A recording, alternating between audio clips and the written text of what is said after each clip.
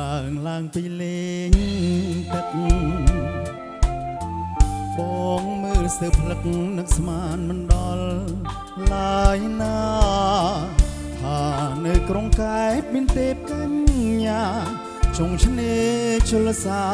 បងអួតនេត្រាខ្ញុំអ្នកទេសចរចង់សួរនំនួនក្រែងស្ងួនទៅទួល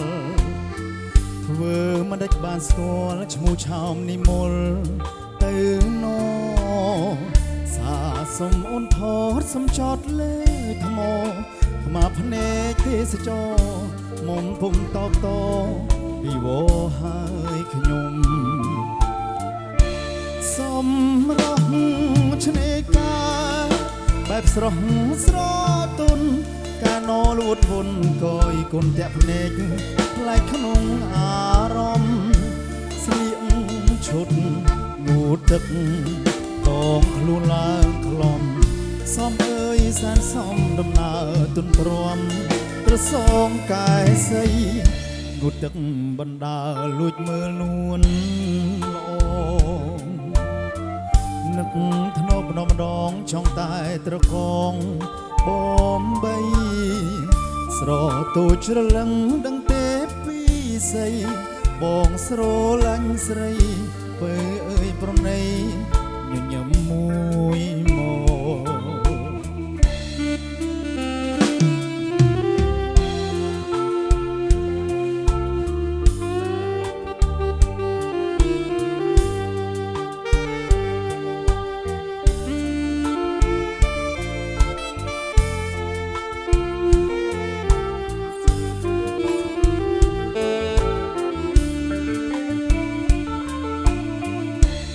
សំ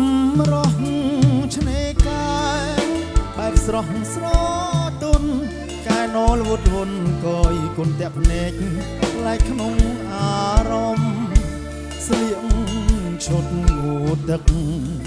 ដងខ្លួនឡើងខ្លំសំអើយសានសំដំណើរទុនព្រមត្រសងកែសីងូតទឹកបណ្ដើរលួចមើលនួនល្អងនឹកធ្នប់ម្ដងចង់តែត្រកងបំបីស្រទូជ្រលឹងដឹងទេពីស័យបងស្រឡាញ់ស្រីបើអើយប្រណីញញឹម